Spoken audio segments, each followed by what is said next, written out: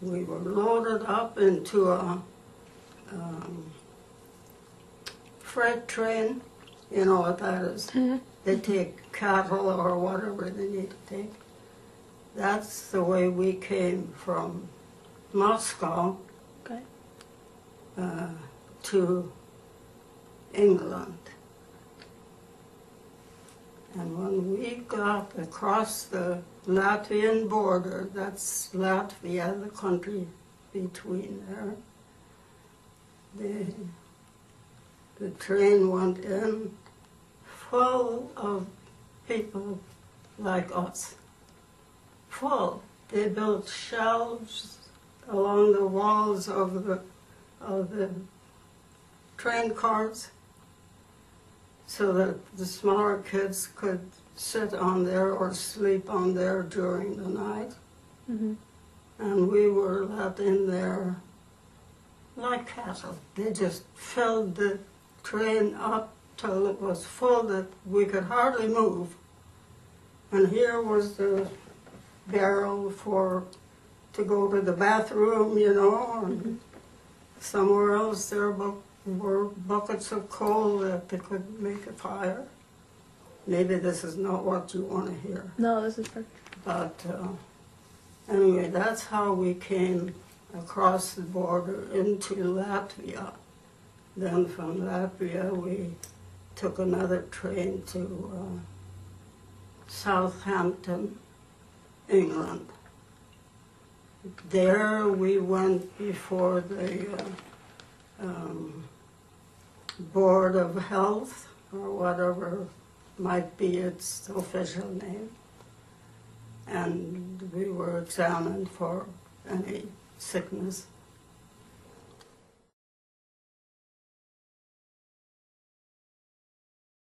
And we could go to school. And we were, well, not all of us, but I was so excited about school. And we sang at school, and I learned to read so fast. Tom, what was his name? In the first grade reader, Tom, come on! Tom Tinker. Tom Tinker had a dog, and it said Bow Wow. That was on the first page, a colored picture. I thought I had died and gone to heaven. Oh. In a book, hard, you know, first grade reader. And I loved the books, and I loved to sing, and we learned English. And the teacher and the students died laughing at our English, you know, but we thought, oh, we had to learn English. So we would practice English, and it didn't take us anything to learn, you know. When you see the article, yeah, that is a knife, and we called it knife. After all, that K. Mm-hmm. And so we had lots of fun and jokes and laughs and tears because we couldn't say the word right, and it didn't want to fit anywhere, you know, and all that. But we were in school every day. We were in school.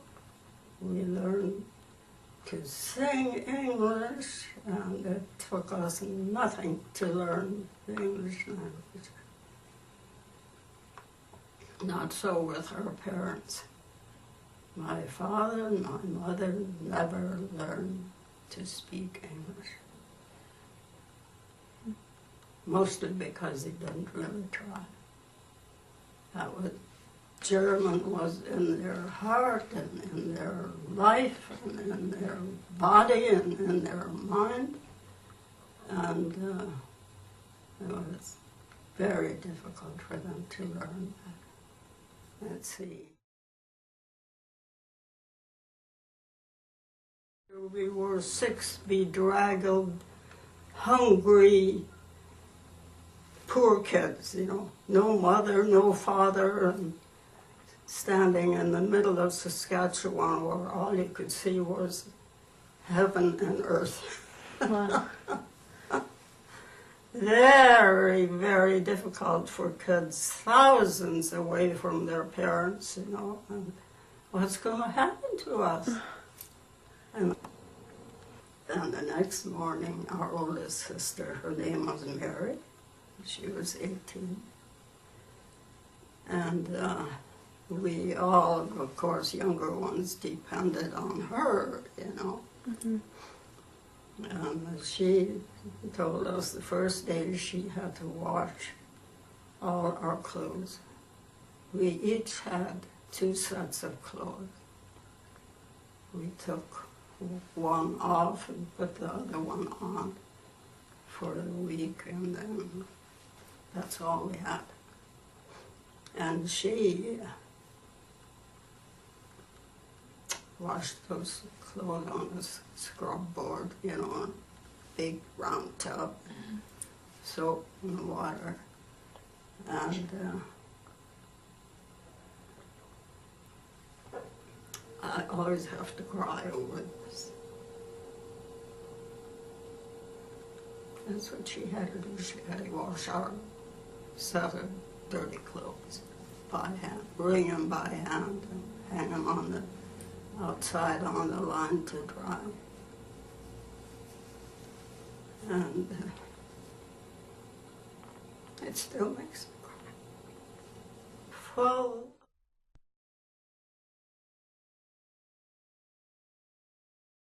night, Mother always used to bake zwieback. You know what zwieback are? Mm-hmm. Yeah, I love zwieback.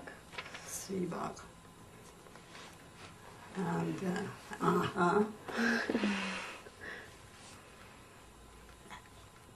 and that's what we usually had, as long as we could get white flour.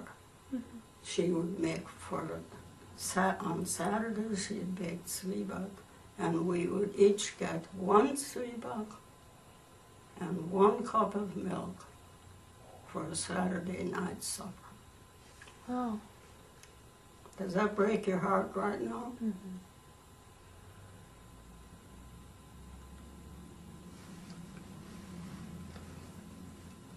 That's mine. And oh, for the first time in our life, we tasted cornflakes.